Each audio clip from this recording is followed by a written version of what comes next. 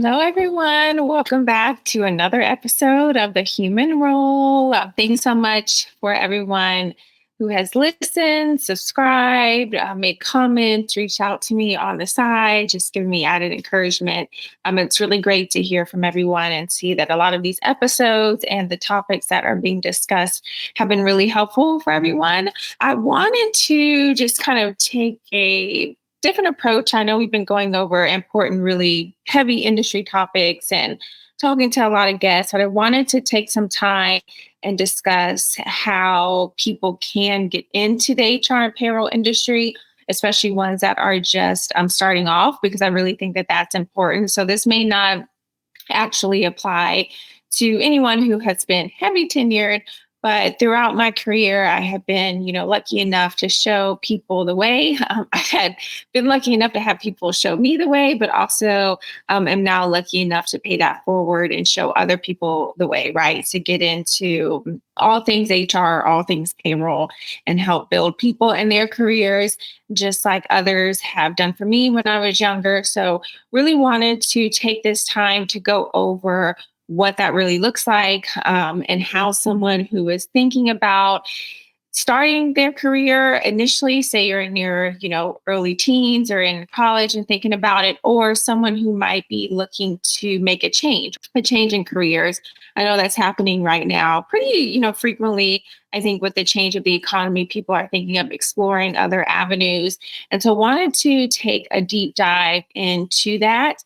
And so let's go ahead and get started and talk more so about HR, because HR and payroll, although there's similar routes that you can take to get into both of them, there's a little bit different because HR, there are degrees for HR that people can get into. For payroll, as I have mentioned plenty of times in past episodes, there are no degrees for payroll. Typically, everyone that has gotten into payroll has just said that payroll has fell on their lap per se. So from an HR stance, if you wanted to get started, of course, you can go the route to getting into school and getting those specific degrees. I don't know too many heavy, people in HR that have gone through heavy degrees. I know a few, but not too many. So if you want to get started and go through schooling, I think that's always great, right? Schooling always is always beneficial. I would never turn anyone away from that. So if you're wanting to take that specific leap and get into the world of HR, and if schooling is something you really want to look after, I would say, or at least to have under your belt, I would say go for it, right? Look into getting that specific degree. It definitely is beneficial for the few that I do know that have gone through it. There's no complaints, right, at all. I mean, people are getting the knowledge that they need regardless. So I think that's really important. But if you choose not to go the route and get a degree and go to school for that, and I think would still hopefully be able to have equal opportunity as long as you're putting your best foot forward, open to starting off minimum on the lower end of the totem pole and being a sponge and soaking everything in and getting as much knowledge and experience from your counterparts, from your managers, from your colleagues as you can early on. So that would be the main difference between the HR and payroll world from starting, is that there isn't a degree for payroll. There is one for HR. So you can, at least start from there. But separately, outside of getting a specific, degree, for example, you can get started pretty similar roads for both HR and payroll. I would say maybe initially start like an internship if you can. So if you do go the schooling route, or if you're not in school specifically for payroll, but you're in school for something else and kind of just want to like dip your toes in to see if you like it, definitely from an HR and payroll stance, look into internships. There's a lot of companies that do internships, and also a lot of brokers too. So a lot of broker firms that offer people in. So I know that's from the broker stance, that's separate to getting you into benefits, but essentially that's all under the same umbrella. So when we talk about knowing HR and payroll, there's going to be some factor when it comes to benefits where you're going to have to work with your HR person. You're also going to have to work with your payroll person. So I would say to definitely explore that route if you want to get into maybe account management of some sort. But outside of that, outside of an internship, you can always get an entry level job. So look into getting to be like a payroll clerk, a payroll specialist, or the larger umbrella is an HR assistant or an HR specialist.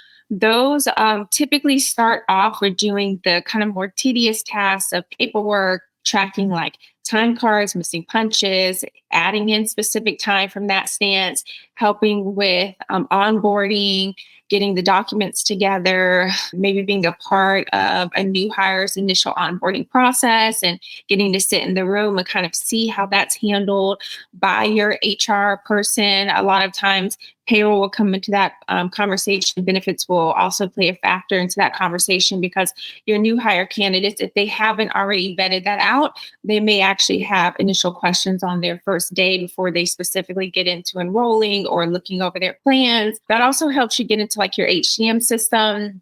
So your human capital management system, whatever system your company uses, whether it's an ADP or Workday or Paychecks. So that would also intro you into the systems perspective. Now, the difference, but typically what I see between HR and payroll people is that HR people are typically handling employee relations issues and are usually on the floor having those conversations. They do absolutely deal with, documentation and so forth, tracking the I-9s and making sure things are documented. That's a big thing in the HR world, especially before you lead into a potential termination. But from a payroll stance, payroll people are typically heavy systems people, right? So like HR people, for the most part, are not heavily into the systems. Payroll people, for the most part, are typically not heavily into like an employee relations conversation type feel. There definitely are unicorns. I like to say that I myself am a unicorn, but I've also had to raise my hand throughout the years and not be afraid to step into other experiences and other conversations and learn other things as as certain companies that I've worked for have come across other issues, and if support is needed, it's always good to stand up and offer to be a part of those conversations or offer to help, right, your team and those populations. So, with that being said, although there are typically HR people are usually very driven with the conversation perspective and making sure that employees are happy and employees are taken care of, and also that the C-suite executives are heard and things are happening based on what the executives want and also what the employees want, and hopefully the company is coming to a middle ground with that. Your payroll people are typically dealing with being more systems generated. There are other routes where you can be a part of both. So I have had payroll people very similar to myself where you've gotten started into payroll and then dipped into benefits and then, gotten into HRIS in some way. And there definitely are HR people that have worked for very small companies and had to also be the payroll person and also be the benefits person. But I would always say just start from an entry level, get a smaller clerk position, or get a smaller HR specialist position, and then be that sponge that wants to soak up all information, talk to other departments if you can, even if you want to dip into like the finance world, right? And talk to your accounting team. All of that encompasses like the HR world and HR space. So HR typically covers like the benefits perspective. And depending on your company and how your company sees things, payroll could be under HR or payroll could be under finance. That's always a heavy discussion on where payroll should sit within a company. And I would say every company is specifically different, right? So it just kind of depends on the structure, the org chart. But definitely if you start like in a clerk position or specialist position, that could get you a lot of really good experience. And then, of course, outside of internships, but a lot of people also go for certifications too. And so once you get your feet wet, I would say to me, best practice would be to get into a company and get that experience first before you start going for these heavier certifications. That way, you already kind of have a general knowledge about things before you start studying. Because sometimes, if you don't have that, you might be a little bit blinded by certain things that you're studying for. But once you get those certifications under your belt, that can definitely get you to a next, leadership position, higher level position than an actual entry level position. Definitely network. Do a lot of outreach to people, search on LinkedIn. It's a little bit easier now to kind of see people's titles and so forth. So maybe just send people like a certain note, maybe see if you can meet up with someone or if they're not in the same city, maybe just, or meeting up might be a little bit too much based on location, but maybe just see, if they'd have a 10-15 minute call with you, right? And get their added insight and perspective, because that's always a good route to go, right? And then the more you continue to put yourself out there and network, the more people will think of you for other specific positions that are coming up. Look into leading specific projects. If you're working for a company and there's other things that come up, maybe no one raises their hand, maybe others may raise their hand, but you may also want to be a part of that. Just sit in the conversation if you can, just listen and take notes, because a lot of this stuff, especially from a payroll perspective, a lot of things you're not really going to know until you're actually in the system. So from like an HR perspective, there's a lot of laws that you have to abide by. You always have to keep up on the laws and study the laws and study the increases, hourly rate increases and salary increases, and the testing that goes in to determine if someone is exempt or non-exempt, or can be a contractor, cannot be a contractor. Some of that stuff is a bit cut and dry, just depending. But from a payroll perspective, there's a lot of things within an actual payroll HCM system that you really just wouldn't know. Like there's really nothing that, anyone could really teach you until you're actually in and you actually see it and you visualize it. And then once you're moving from one system to another, things start making more sense, right? It's like you'll start connecting the dots. So even if you move from one HCM platform to another HCM platform, essentially the foundation of the platforms are the same. They may have different wordings, different headers. They may have like a little bit of a different process, but essentially, as far as like the tax laws and what has to be in the system, as far as departments, general ledger, supervisors, managers, time and attendance, and so forth, that stuff is pretty important, pretty critical, and pretty standard across the board. But there are certain nuances that you may or may not know until you stumble. So as I mentioned in past episodes, I have definitely stumbled a couple times in my career, right? And that's all just a specific learning process we all have to go through. So sometimes you don't learn things until you actually stumble. But then sometimes it's like as you're troubleshooting certain things, if something isn't working and you have to call your HCM provider, your account manager, try to figure out what's going on, then that gets you the answer, right? And those are just things that come with time. There's no other way to really explain it, is just that you need to be into the system day in and day out and live, eat, and breathe the system to make sure that you know specifically what you're talking about. A lot of times, if your employee population is also in the system and reaching out and emailing you with questions and so forth, that's also how you can determine what's happening, and if there's an error, or if, say, there's a box that wasn't checked, right? That you may not have even known needed to be checked, or you might have just scrolled through too fast and didn't realize it wasn't checked, right? That could throw something off. So there's a lot of things on the payroll side that you may or may not learn unless you're in the system or you really have a really good mentor, right? And so that's another thing. Once you start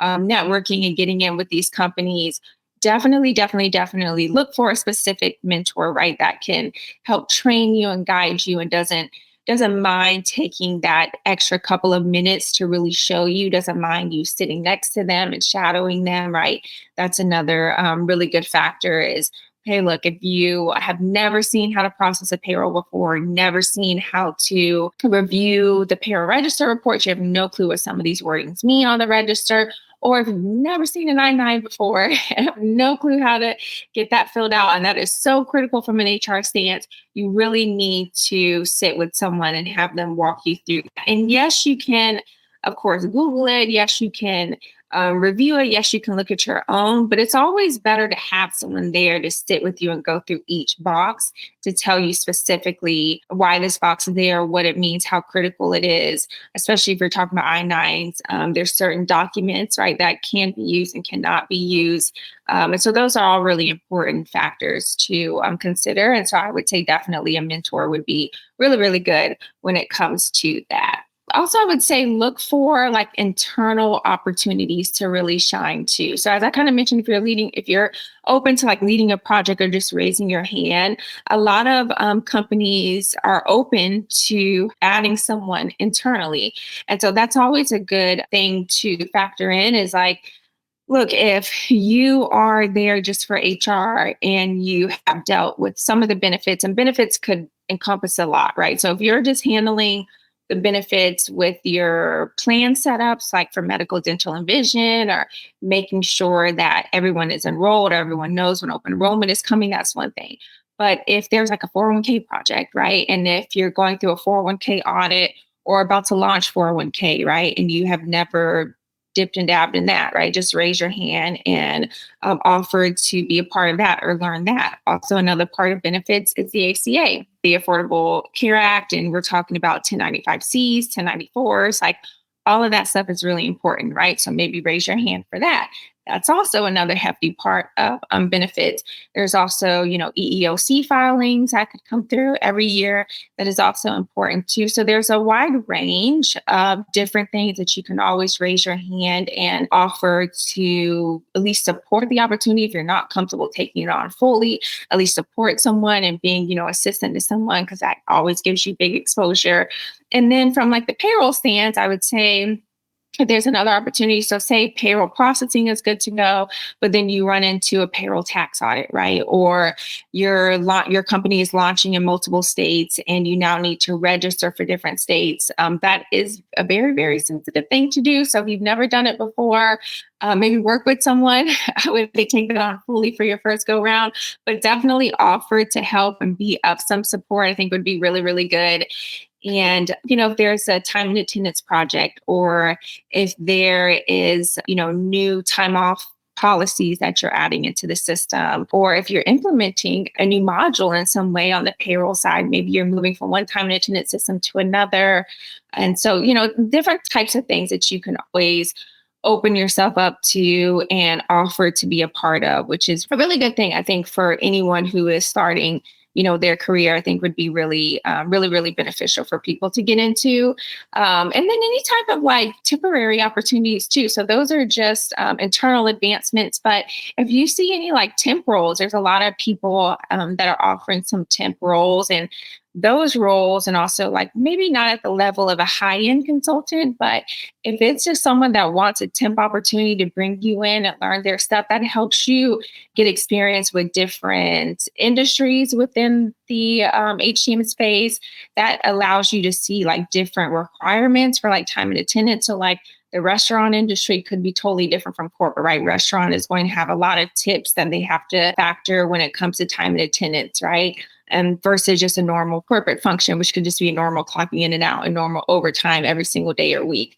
Also, depending on the state, right? So if you are doing something in Georgia, it could be totally different than the laws in California or New York, Pennsylvania with all the locals, Ohio also with all the locals, right? Those are different realms of worlds of experiences that is always good to have under your belt. So I would definitely also try to get into a company that is multi-state, even though it can be very intimidating up front. It definitely is going to be beneficial in your career to get you to that next level, to move you from a specialist to a supervisor to a manager, then to hopefully a director and a VP of some sort, or C-suite executive. So all of that, really good things to come. But what I do also want to say before we end this is that there's no right or wrong way in this situation on how to get to where you want to get to.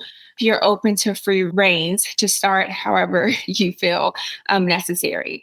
And there's great opportunity everywhere. So whether you decide to go get that HR degree or not, I would say as long as you're willing to start on a lower end entry level job and then just keep yourself open to experience and help with anything around the company, is always going to be a really good factor. And then once you start getting that experience, your network starts opening up, continue to put yourself out there, continue to take on other opportunities, explore your certifications, and then the rest could be history. You could be already getting up within a short amount of time, getting into a director or VP level. I think the more experience you have, of course, the better the opportunities, but the more people you know, the more people you network with, the more people that remember your name and can drop your name in different rooms that you may have never even experienced or never even thought that you could even be in, is always, always a good option. So all right, you guys. So that was just a quick run through of how to get into the HR and payroll world. I guess you can say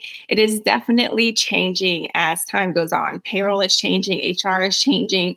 The whole world is in a different time frame of changes. But all good things to come. Keep yourself occupied, keep yourself being more strategic. That's all I keep on telling, my people at my network. Definitely stay on top of your toes, stay on top of everything, and be open to all the changes that are coming, because that's going to be really, really important. So, all right, you guys. So next up, we'll have another great episode in the next couple of weeks, as always. And so looking forward to bringing on more special guests for you and bringing on more HR and payroll topics, as we are now about to start dipping into the busy, busy, busy year-end time. So more to come from there. But thanks for listening so much on this episode. See you guys next time. Bye.